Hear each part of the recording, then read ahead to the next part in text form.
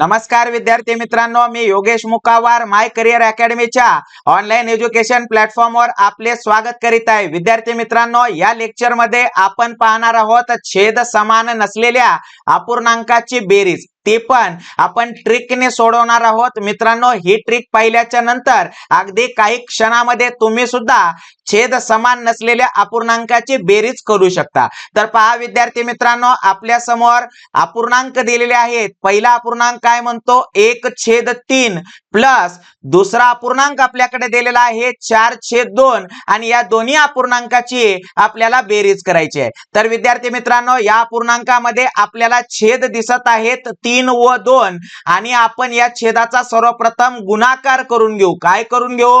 गुणाकार, म्हणजेच 3 2 6 हा गुणाकार आपण उत्तरामध्ये छेदामध्ये लिहून घेऊया। त्यानंतर आपण असा क्रॉस मल्टिप्लिकेशन किंवा तिरपा गुणाकार आपण करणार आहोत 1 गुणिले 2 किंवा बे 1 बे आणि हे या ठिकाणी तात्पुरतं लिहून घेऊ। त्यानंतर आपण असा तिरपा गुणाकार करू विद्यार्थी मित्रांनो, तुम्ही पाहू शकता 4 गुणिले 3 किंवा 3 चौक 12 हे या ठिकाणी लिहू व या दोघांमध्ये आपण बेरीजचं चिन्ह देऊन या दोघांची बेरीज करू, म्हणजेच 12 प्लस 2 या दोघांची बेरीज होते विद्यार्थी मित्रांनो 14 आणि हेच या दिलेल्या अपूर्णांकाची आपली बेरीज आहे। तर विद्यार्थी मित्रांनो पहा, आपण आणखीन काही उदाहरणं घेणार आहोत, तुमचे कन्सेप्ट क्लिअर झाले पाहिजेत। पहा, आपल्याला दुसरा अपूर्णांक आपल्याला दिलेला आहे, काय म्हणतो 1/5 प्लस 2/3। तर मित्रांनो, यामध्ये सर्वप्रथम छेदाचा काय करायचा? गुणाकार करायचा आणि आलेला गुणाकार उत्तराच्या छेदामध्ये लिहायचं, म्हणजेच 5 त्रिक 15 होणार आणि हे आपण या ठिकाणी उत्तराच्या छेदामध्ये लिहिलेलं आहे।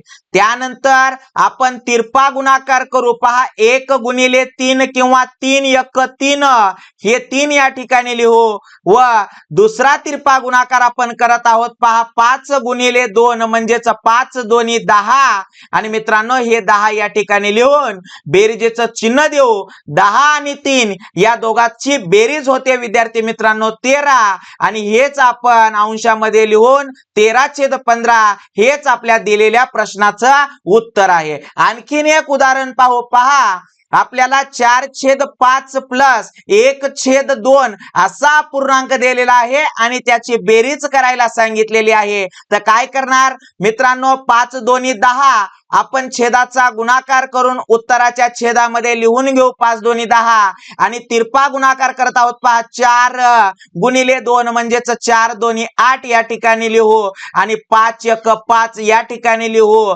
आणि दोघांच्या मध्ये बेरीजचं चिन्ह देऊ, म्हणजेच 8 आणि 5 13 होणार। याचं उत्तर आपल्याकडे आलेलं आहे 13/10। तर मित्रांनो, अशाच नवनवीन व्हिडिओ साठी आपल्या चॅनलला नक्कीच सबस्क्राइब करा आणि व्हिडिओ आवडत असतील तर व्हिडिओला लाईक करा, कमेंट करा आणि गरजू विद्यार्थ्यांपर्यंत आपले व्हिडिओज शेअर करा विद्यार्थी मित्रांनो।